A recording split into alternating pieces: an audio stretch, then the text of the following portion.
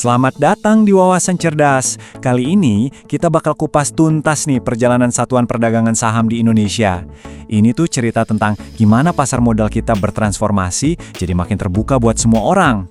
Halo para investor cerdas, seneng banget bisa ketemu lagi sama kalian. Yuk, kita langsung aja bedah satu topik yang penting banget dan bener-bener ngaruh ke cara kita semua berinvestasi. Oke, kita mulai dari yang paling dasar dulu ya. Jadi kalau kita mau beli atau jual saham, kita itu transaksinya bukan per lembar, tapi pakai satuan yang namanya lot. Gampangnya, ini tuh kayak bahasa resminya bursa, biar semua prosesnya standar dan rapi. Nah, pertanyaannya gini, pas regulator mengubah jumlah lembar dalam satu lot, apa itu cuma sekedar perubahan administrasi kecil-kecilan? Atau jangan-jangan ini sebuah revolusi yang membuka gerbang investasi buat jutaan orang? Kita cari tahu jawabannya bareng-bareng. Yuk, kita flashback sedikit ke masa lalu. Ke sebuah era sebelum tahun 2014, di mana pasar saham kita tuh rasanya beda banget. Dan terus terang ya, jauh lebih eksklusif. Dulu itu, aturan mainnya jelas, satu lot sama dengan 500 lembar saham. Angka yang kelihatannya simpel, tapi dampaknya besar banget buat akses investor kayak kita. Biar kebayang, kita pakai contoh ya. Misalnya nih, kamu mau beli saham blue chip yang harganya 10.000 per lembar. Dulu, kamu butuh modal minimal 5 juta rupiah. Itu cuma buat beli satu lot. Angka segitu pada zamannya jadi tembok yang tinggi banget buat banyak orang. Akibatnya, udah bisa ditebak. Investasi saham jadi kayak arena bermainnya para investor institusional atau mereka yang modalnya tebel aja. Ini yang ngebentuk persepsi kalau pasar saham itu klub eksklusif. Jadi buat mahasiswa, karyawan yang baru mulai kerja, atau masyarakat umum, ya susah banget buat mulai investasi rutin, apalagi diversifikasi. Oke, sekarang kita maju ke momen yang jadi titik balik. Momen krusial yang secara fundamental mengubah akses pasar modal Indonesia buat kita semua, para investor retail. Ingat tanggal ini, 6 Januari 2014. Di hari inilah Bursa Efek Indonesia ngambil langkah besar. Ukuran lot dipangkas drastis, dari 500 jadi cuma 100 lembar. Sebuah perubahan yang efeknya masih kita rasain sampai sekarang. Dampaknya luar biasa. Saham blue chip yang sama yang tadinya butuh modal 5 juta rupiah, sekarang bisa dibeli dengan cuma 1 juta rupiah. Wow, itu penurunan modal minimal sampai 80%. Pintu masuk ke pasar modal jadi jauh lebih lebar. Jadi ini intinya ya, ini bukan cuma perubahan teknis, tapi sebuah kebijakan yang disengaja buat bikin pasar saham lebih inklusif. Tujuannya apa? Ya biar strategi kayak dollar cost averaging atau nabung saham rutin jadi jauh lebih terjangkau. Ini juga membuka jalan buat kita diversifikasi portofolio, bahkan dengan modal yang lebih terbatas. Oke, pasar sekarang kan udah jauh lebih gampang diakses ya, tapi kok sekarang malah ada wacana buat ngubah aturannya lagi? Ada apa nih di baliknya? Nah, ini dia pertanyaan besar yang lagi serius dibicarain. Bursa Efek Indonesia lagi serius banget mempelajari kemungkinan buat bikin satu lot itu sama dengan cuma satu lembar saham. Kenapa bisa begitu? Jadi, ada dua alasan utamanya. Pertama, biar kita nggak ketinggalan tren global. Bursa-bursa besar di dunia, kayak di Amerika atau Korea Selatan, itu udah lama bisa transaksi per lembar saham. Kedua, dan ini penting banget, buat menyelesaikan satu masalah lokal yang sering bikin investor pusing, yaitu masalah odd lot. Mungkin beberapa dari kalian pernah ngalamin nih, punya sisa saham dari aksi korporasi. Misalnya abis stock split atau dapat dividen saham, jumlahnya nanggung, nggak genap 100. Nah, saham yang nanggung inilah yang disebut odd lot. Dilemanya tuh di sini, kalau kamu punya, katakanlah, 45 lembar saham, kamu nggak bisa jual di pasar reguler yang rame karena jumlahnya kurang dari satu lot. Kamu terpaksa harus jual di pasar negosiasi, yang seringnya lebih sepi dan harganya juga bisa jadi kurang bagus. Repot kan? Nah, coba bayangin kalau sistemnya jadi satu lot sama dengan satu saham. Masalah tadi langsung lenyap. Berapapun jumlah saham yang kamu punya, bahkan cuma satu lembar, bisa langsung dijual di pasar utama. Bener-bener solusi yang simple, tapi efektif. Idenya sih kedengeran bagus banget ya, tapi mengubah sistem sebesar ini jelas nggak semudah membalikan telapak tangan. Ada tantangan-tantangan besar yang harus dihadapi dulu. Pihak bursa sendiri juga udah bilang kalau ini tuh rencana jangka panjang. Jadi jangan berharap perubahan ini bakal kejadian besok pagi ya. Masih banyak banget pekerjaan rumah yang perlu diselesaikan. Jadi, apa aja hambatannya? Pertama, teknologi. Bayangin deh, kalau setiap order bisa dipecah jadi ratusan transaksi super kecil, volume data yang harus diolah sistem bakal meledak. Ini butuh upgrade besar-besaran, biar sistem nggak nge-lag atau bahkan crash. Kedua, biaya transaksi. Ini juga penting, harus dipastiin biaya broker nggak lebih mahal dari nilai saham yang kita beli, apalagi buat saham-saham gocatan. Tapi ya, di luar semua tantangan itu, perjalanan dari 500, lalu ke 100, sampai sekarang ada wacana ke 1 lembar, ini nunjukin sebuah tren yang positif banget. Ini bukti nyata komitmen buat bikin investasi saham jadi hak semua orang, bukan cuma segelintir aja. Perjalanan ini jelas belum selesai. Nah, di pembahasan selanjutnya, kita akan kupas lebih dalam lagi gimana tren demokratisasi ini bakal ngasih keuntungan langsung buat portofolio dan strategi kamu sebagai investor retail. Halo, kita bakal bahas sesuatu yang wah, ini bisa jadi pengubah permainan buat keuangan kita semua. Sebuah wacana baru yang bisa bikin investasi saham jadi jauh lebih mudah. Oke, kita langsung ke intinya aja ya. Pertanyaan paling penting buat kita semua sebagai investor. Terus, untungnya buat saya apa sih? Mari kita bedah satu persatu. Nah, di pembahasan kita sebelumnya kan kita udah ngobrolin tuh soal sejarah lot saham di Indonesia. Dari yang tadinya 500 lembar per lot, terus menyusut jadi 100 lembar. Sekarang, kita mau lihat ke depan nih. Ada satu wacana perubahan besar yang bisa benar-benar membuka gerbang pasar modal buat semua orang. Yuk, kita mulai dari rintangan paling besar buat investor pemula. Apa itu? Ya, modalnya. Seringkali modal yang dibutuhin itu tinggi banget, kayak ada tembok modal yang susah ditembus. Coba deh bayangin, beli saham sekelas BBCA, biasanya kan kita mikir, wah harus siapin duit jutaan nih. Nah, dengan aturan baru yang diusulkan ini, lupakan itu semua. Biayanya bisa anjlok gila-gilaan, dari 1 juta jadi cuma 10.000. Iya, beneran, 10.000 rupiah. Anda nggak salah baca kok. Cuma dengan uang segitu, Anda udah bisa punya sebagian kecil dari salah satu bank terbesar se-Asia Tenggara. Keren banget kan? Jadi intinya gini, perubahan ini tuh bener-bener ngubah paradigma. Saham-saham blue chip yang tadinya kelihatan eksklusif, mahal, kayak barang mewah, sekarang bisa jadi aset yang kita beli sambil ngopi sore.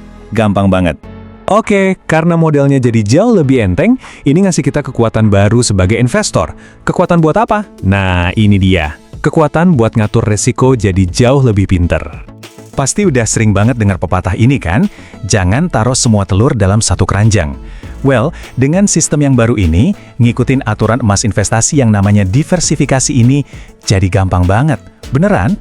Coba kita lihat tabel ini deh. Ini contoh yang jelas banget. Dulu, mungkin dengan uang 1 juta, kita cuma bisa beli 1 saham aja. Udah, itu doang. Tapi sekarang, dengan modal yang sama, kita bisa sebarin sebagian ke bank, sebagian ke telekomunikasi, sebagian lagi ke barang konsumsi.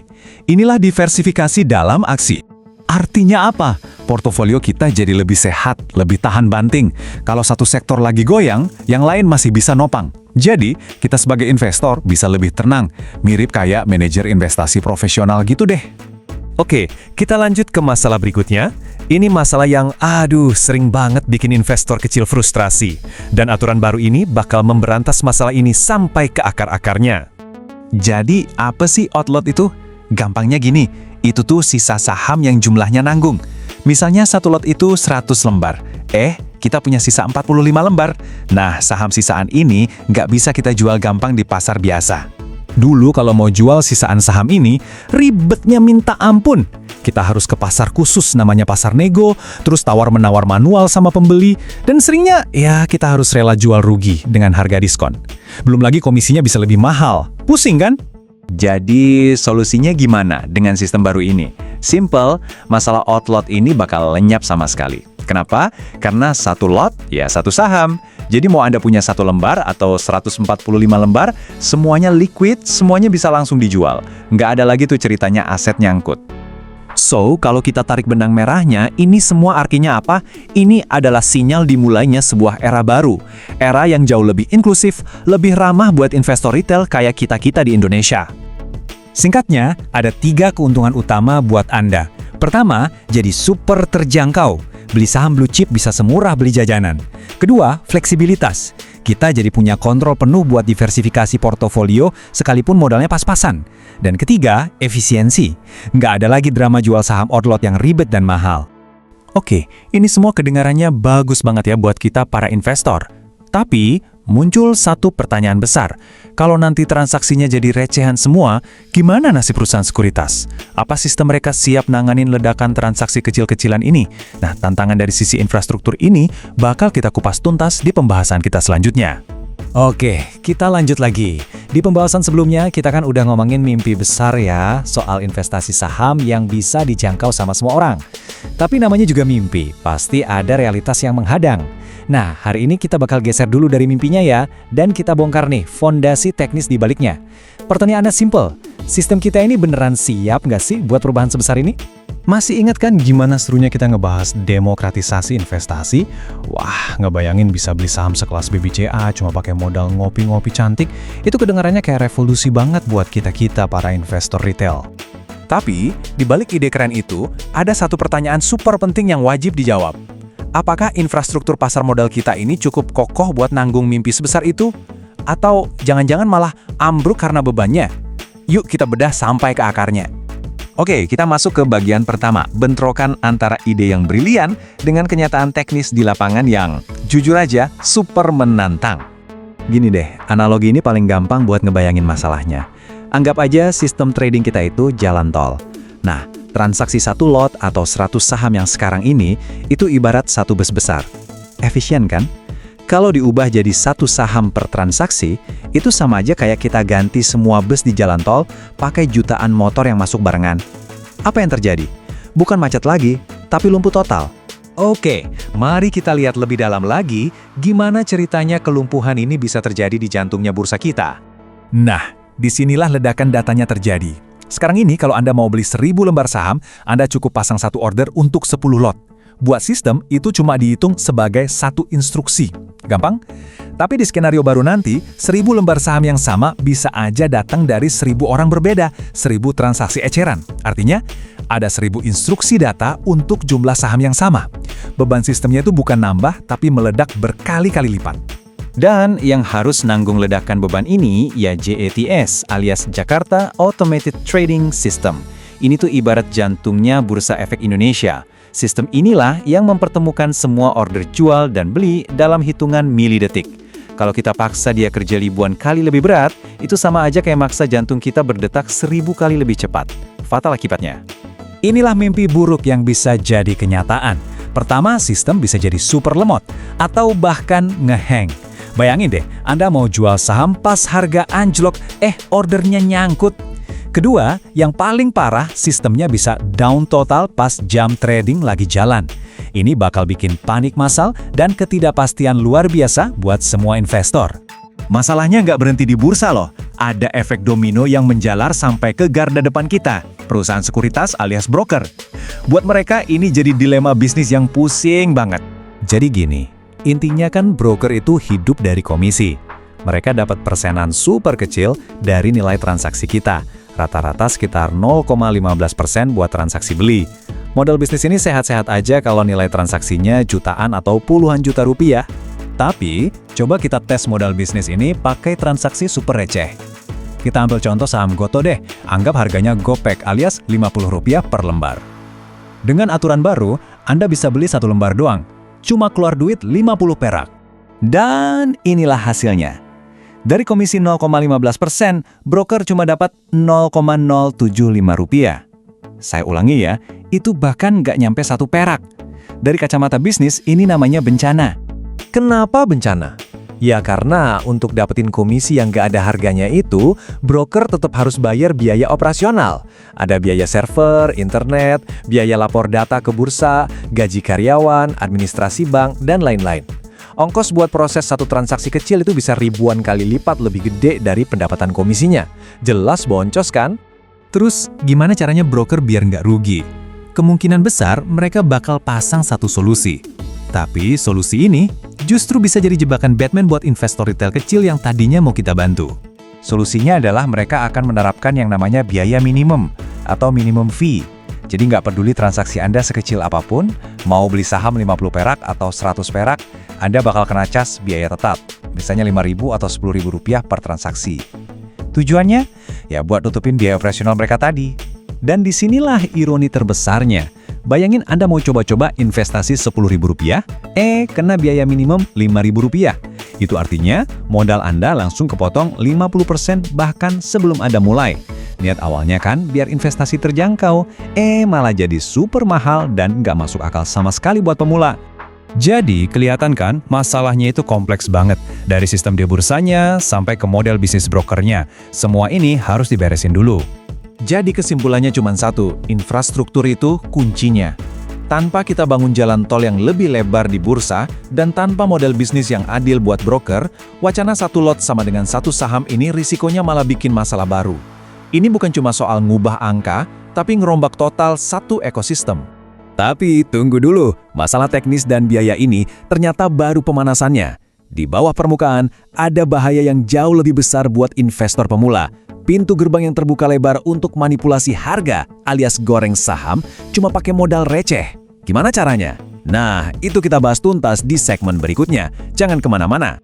Halo para investor, langsung aja ya, hari ini kita bakal bongkar sesuatu yang kelihatannya bagus banget, tapi di daliknya ada resiko yang nggak main-main. Kita bakal lihat sisi gelap dari kemudahan yang ditawarin di pasar modal kita. Siap? Oke, di pembahasan sebelumnya kan kita udah ngomongin soal tantangan infrastruktur buat sekuritas ya. Nah, sekarang kita lihat dari sisi yang lain, sisi koin yang satunya. Kita bakal fokus ke resiko yang jujur aja lebih kena langsung ke kita, ancaman buat pasar, dan yang paling penting buat keamanan portfolio kita masing-masing. Jadi, apa aja yang bakal kita bedah? Ada 4 poin utama. Pertama, janji manisnya dulu, kenapa ini kelihatan menarik. Kedua, nah ini nih, gimana sistem ini malah ngasih diskon gede buat para manipulator. Ketiga, kita masuk ke psikologi, ini beneran investasi atau jangan-jangan malah jadi judi online. Dan yang terakhir, kita lihat gambaran besarnya, gimana dampaknya ke sistem pasar kita. Jelas, daya tariknya itu, wah manis banget. Coba bayangin, bisa punya saham blue chip yang harganya mahal itu cuma modal uang jajan. Keren kan? Ini yang namanya demokratisasi investasi. Semua orang bisa ikut. Kedengarannya sempurna. Tapi ya itu, biasanya yang manis-manis ada pahitnya juga di belakang. Dan kutipan ini pas banget. Intinya di sini. Ibarat pedang bermata dua. Kemudahan yang ditawarkan buat kita, investor jujur, ternyata juga jadi kemudahan buat pihak-pihak yang ya nggak bertanggung jawab. Satu alat yang sama bisa dipakai buat hal baik, bisa juga dipakai buat ngerusak. Oke, kita masuk ke resiko pertama. Ini yang paling seru, diskon buat para manipulator. Jadi pintu yang dibuka lebar-lebar buat kita, para retail, ternyata juga jadi karpet merah, jadi jalan tol malah buat para pemain nakal. Mereka nggak cuma ikut masuk, tapi seakan-akan dapat diskon gede buat bikin pasar jadi kacau. Biar ngerti, kita harus kenal dulu satu jurus klasik bandar. Namanya wash sale. Gampangnya gini, mereka pura-pura bikin transaksi jual beli saham yang sama berulang-ulang. Padahal duitnya ya cuma pindah dari kantong kiri ke kantong kanan mereka aja. Nggak ada perubahan kepemilikan. Tujuannya apa? Biar di landing trade kelihatan rame. Biar kita-kita ini mikir, weh, saham ini lagi happening banget nih. Terus kita ikut beli. Nah, disitulah kita kejebak. Nah, sekarang lihat angkanya. Ini yang bikin ngeri. Di sistem sekarang, buat bikin satu transaksi palsu di saham gocapan, mereka butuh modal minimal Rp50.000. Kalau sistemnya ganti, cuma butuh 500 perak. Gila kan?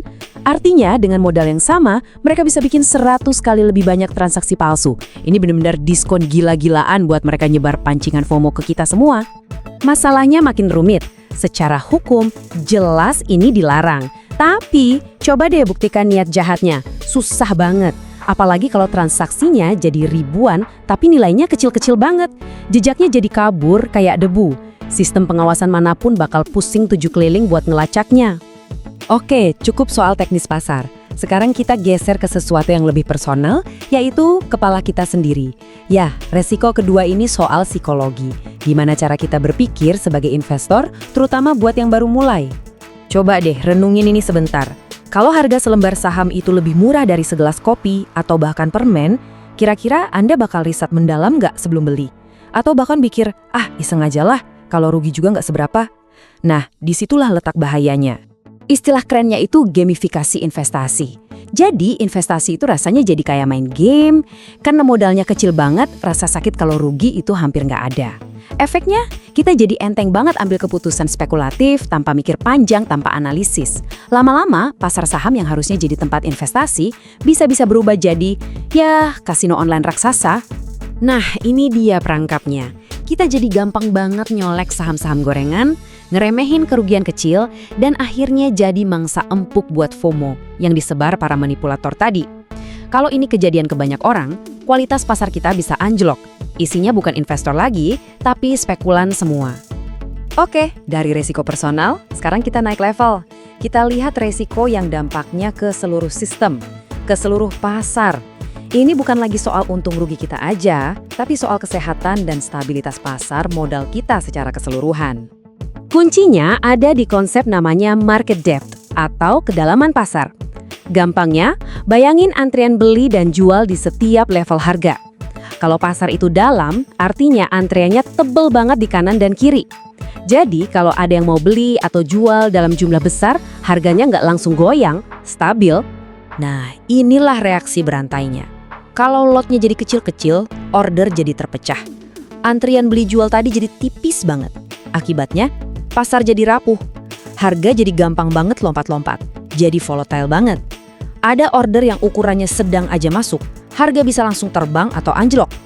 Dan buat kita, investor retail, harga yang goyang-goyang liar kayak gitu, itu pemicu nomor 1 buat panic selling.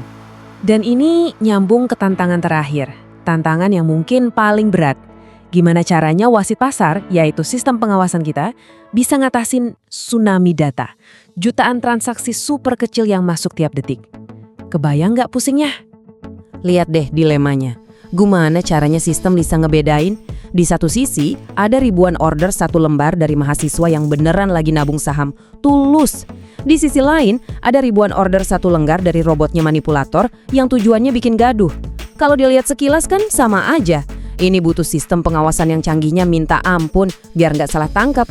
Oke, jadi dari risiko manipulasi, jebakan psikologis, sampai sistem yang rapuh, kita bisa tarik satu benang merah, satu kesimpulan besar. Ini dia intinya. Sistem baru ini memang soal demokratisasi akses. Pintu pasar dibuka buat semua orang. Tapi ternyata ini juga demokratisasi resiko. Resikonya juga jadi disebar ke semua orang. Hasilnya, pasar yang lebih bising, lebih gampang goyang, dan sayangnya lebih gampang dimanipulasi. Jadi pertanyaannya sekarang bukan lagi ini bagus atau jelek. Bukan, pertanyaannya adalah gimana caranya kita sebagai investor cerdas bisa survive dan bahkan tetap untung di tengah pasar yang kayak gini. Gimana cara kita melindungi portofolio kita dan navigasi di tengah kebisingan ini. Nah, semua strateginya akan kita kupas tuntas di pembahasan kita selanjutnya. Jadi jangan kemana-mana. Halo teman-teman investor, selamat datang kembali. Pernah nggak sih waktu lihat saham blue chip yang harganya jutaan, terus kepikiran, waduh, andai aja bisa beli secuil aja? Nah, masa depan yang kayak gitu mungkin jauh lebih dekat dari yang kita bayangin. Hari ini kita bakal ngupas tuntas soal potensi perubahan besar di Bursa Efek Indonesia, yaitu soal ukuran lot saham. Apa sih artinya ini buat kita semua, para investor di Indonesia? Yuk kita bedah bareng-bareng. Di segmen sebelumnya kan kita udah ngomongin soal risiko volatilitas dan gimana cara harga bisa dimainin. Sekarang kita lihat dari sisi sebaliknya, sisi peluangnya. Soalnya ada pergeseran besar nih di depan mata yang bisa mengubah total cara kita berinvestasi. Penasaran kan apa itu? Yuk kita langsung masuk aja. Oke, biar gampang, ini dia 5 hal utama yang bakal kita bahas. Kita mulai dari arah baru pasar saham kita, terus kita timbang-timbang antara peluang dan realita yang ada. Habis itu, kita lihat peta jalannya, terus masuk ke bagian paling penting, yaitu panduan aksi buat Anda. Dan terakhir, gimana kita bisa bareng-bareng menyambut masa depan ini. Sebenarnya kita udah pernah ngalamin ini loh. Ingat kan, waktu ukuran lot saham turun dari 500 lembar jadi 100? Itu aja udah ngebuka pintu buat banyak banget investor baru. Tapi, langkah selanjutnya, bayangin deh, turun ke 10 lembar atau bahkan cuma 1 lembar per lot. Wah, itu bukan lagi sekedar perubahan, itu sih revolusi. Yuk kita telusuri arah baru ini. Terus pertanyaannya, kenapa nggak langsung aja sih kita bikin aturan biar semua orang bisa beli saham per lembar? Nah, jawabannya itu sedikit rumit. Kita harus bisa menyeimbangkan peluang keren yang kita lihat di pasar global dengan kenyataan dan tantangan yang kita punya di dalam negeri. Nah, ini yang menarik. Coba kita lihat gimana negara lain ngadepin ini. Ternyata nggak ada satu jawaban yang pas buat semua. Di satu sisi ada Amerika Serikat yang lagi nyiapin sistem berjenjang yang ya lumayan kompleks, tujuannya buat efisiensi. Di sisi lain ada Korea Selatan yang ambil jalan simpel, langsung ubah ke 1 lembar buat naikin partisipasi retail. Jadi pertanyaannya buat kita, model mana nih yang paling pas buat pasar Indonesia? Tapi, nah ini dia nih reality check-nya buat kita. BEI sendiri udah bilang kalau sistem kita yaitu JATS, mesin perdagangan kita, itu belum siap. Bayangin aja jalan tol yang biasanya cuma dilewatin 1.000 mobil per jam, tiba-tiba harus nampung 100.000 mobil. Kalau satu order dipecah jadi puluhan transaksi kecil, bisa-bisa malah macet total sistemnya. Ini tantangan teknologi yang serius. Dan ini dia masalah besar lainnya yang nggak kalah penting, biaya. Tanpa ada perubahan soal struktur biaya broker, investasi receh malah bisa bikin kita rugi seketika. Beli saham 500 perak, tapi bayar fee Rp5.000, itu kan minus 90% langsung. Ini bukan lagi inklusi keuangan, tapi malah bisa jadi jebakan buat investor pemula. Oke, jadi gimana caranya biar kita bisa sampai ke masa depan yang lebih baik ini tanpa ada masalah di tengah jalan? Nah, ini dia usulan peta jalan strategisnya, baik untuk regulator maupun untuk bursa. Kuncinya di sini adalah pendekatan 3 serangkai yang harus jalan bareng. Pertama, jangan buru-buru. Mungkin turunin ke 10 lembar dulu, biar sistemnya nggak kaget. Kedua, dan ini penting banget buat kita, rombak total struktur biayanya. Biaya harus proporsional. Dan ketiga, kita butuh mata elang digital. Dengan jutaan transaksi kecil, pengawasan pakai AI itu jadi wajib hukumnya, biar nggak ada yang aneh-aneh. Ketiga ini nggak bisa dipisahin. Oke, tadi kan kita udah ngomongin apa yang harus dilakuin regulator. Sekarang, kita fokus ke bagian yang bisa kita kontrol, yaitu diri kita sendiri. Gimana semua ini bakal ngaruh ke portofolio Anda? Ini dia rencana aksi yang perlu Anda siapkan mulai dari sekarang. Hal yang paling pertama dan paling krusial adalah soal mindset. Coba tanya ke diri sendiri, Anda ini lebih condong ke kiri atau ke kanan? Apakah Anda seorang investor yang punya perhitungan atau seorang spekulan yang ikut-ikutan? Lot yang lebih kecil itu peluang emas buat diversifikasi cerdas, bukan tiket buat main judi di pasar saham. Jangan cuma karena harganya murah, lantas langsung dibeli, tanpa lihat fundamentalnya. Nah, ini dia checklist praktis buat teman-teman. Manfaatkan lot kecil buat diversifikasi. Sebarin investasi Anda ke beberapa saham bagus. Hindari saham-saham gorengan yang nggak liquid. Dan yang terakhir, ini penting banget, selalu hitung biaya broker. Kalau biayanya lebih dari 1 atau 2% dari nilai transaksi Anda, mungkin lebih baik nabung dulu sedikit lagi baru masuk. Kalau semua pihak siap, regulator siap dengan aturannya, dan yang paling penting, kita sebagai investor juga teredukasi dan siap, maka kita bisa menyambut masa depan ini dengan penuh optimisme. Analogi jembatan ini benar-benar pas banget buat ngegambarin situasinya. Jembatan menuju kemakmuran finansial ini sedang dibangun. Tapi kita semua punya peran buat mastiin pondasinya kokoh, jadi jembatan ini bisa awet dan aman buat dilewatin. Jadi, saya mau tinggalin satu pertanyaan buat teman-teman renungin. Pintu pasar modal ini bakal terbuka makin lebar. Pertanyaannya adalah, apakah Anda siap melangkah masuk sebagai pemilik bisnis yang cerdas dan penuh perhitungan? Atau cuma sekedar jadi penonton yang ikut-ikutan ramai? Ingat, persiapan Anda hari ini yang menentukan kesuksesan Anda besok. Oke, sekian dulu pembahasan kita kali ini. Dan seperti biasa, ingat ya, konten ini tujuannya murni buat informasi dan edukasi, bukan ajakan untuk membeli atau menjual saham tertentu. Setiap keputusan investasi adalah tanggung jawab Anda sepenuhnya. Berinvestasilah dengan bijak, sampai jumpa lagi.